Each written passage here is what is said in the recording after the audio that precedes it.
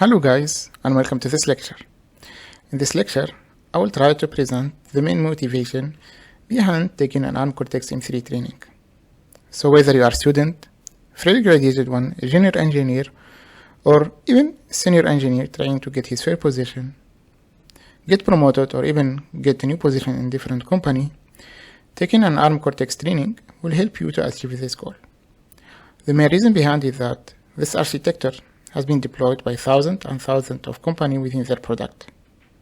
So there is a big chance that during a technical interview, you may get a couple of questions concerning the ARM architecture and ARM processors. So besides breaking down the technical complexity of ARM Cortex-M3 within this training, I will try to give you some hints and tips concerning different technical questions that you may get during an interview.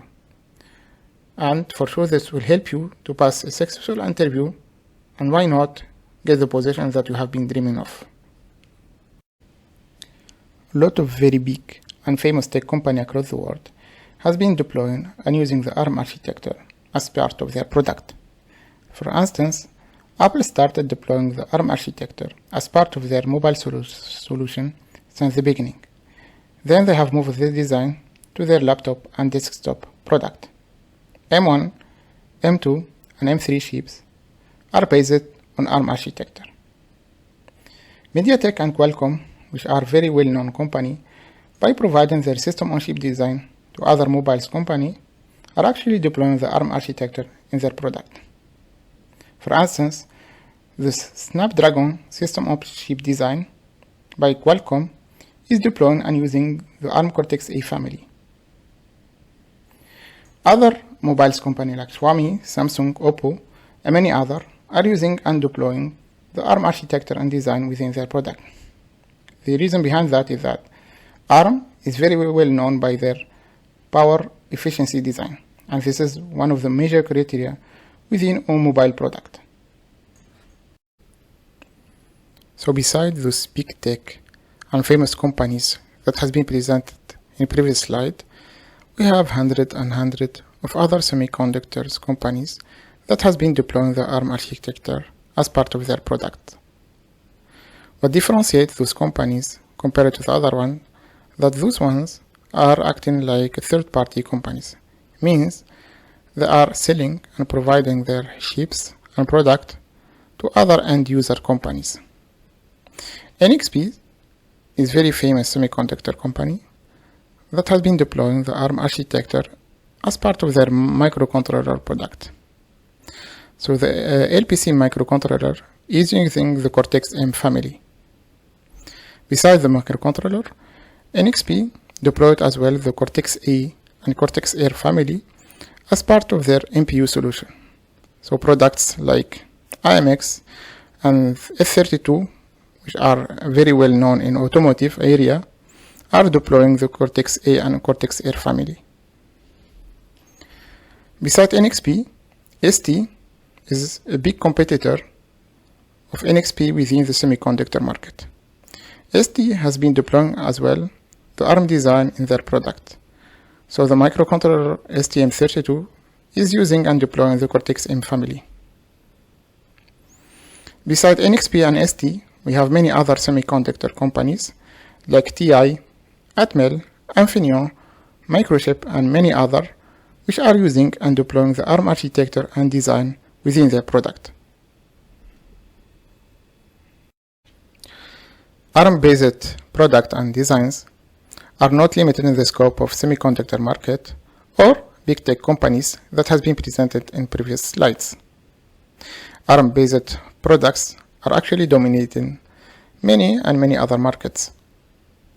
In this picture, we can see, in terms of market share, the domination of ARM-based products of mobile market by 90%, IoT market by 90%, as well as automotive market by 75%. ARM is even trying to dominate the automotive market, which is very important, by 90% in 2028. In other markets, which are well known by the domination of other companies like Intel, IBM, ARM is trying to step in and even dominate those markets. So for networking equipment market, ARM is trying to achieve 65% by 2028, as well as 25% for data center and cloud market by 2028.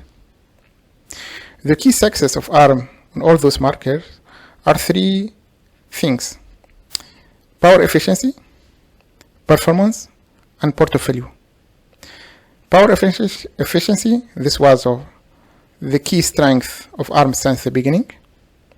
Performance, ARM was not that performant in terms of processors since the beginning, but with time and with big progress, they were able to achieve good numbers, and they are even able to compete Intel in terms of CPU performance in our days. In terms of portfolios, ARM is offering big packages in terms of processor, which are covering three major families: Cortex-A, Cortex-R, and Cortex-M. And in each family we have different processors types.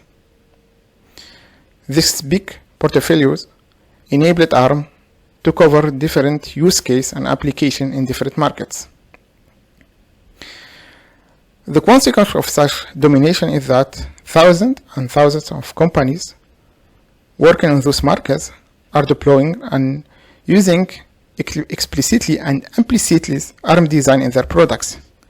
This means, as an engineer or student trying to get a position within one of those companies, there is a big chance that you may get a technical question or get exposed to ARM architecture within one of the positions within those companies. And this is a major motivation for you to learn and to get to know this architecture. One of the major fields that requires this ARM architecture is embedded system development. In previous slide, we saw that many markets and thousands of companies are deploying the ARM architecture in their devices and products.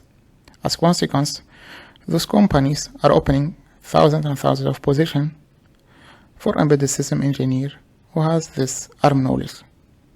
But what is more interesting, besides the amount of positions, is the fact that those companies are willing to offer very attractive salaries and compensation packages for embedded system engineers who have this ARM knowledge.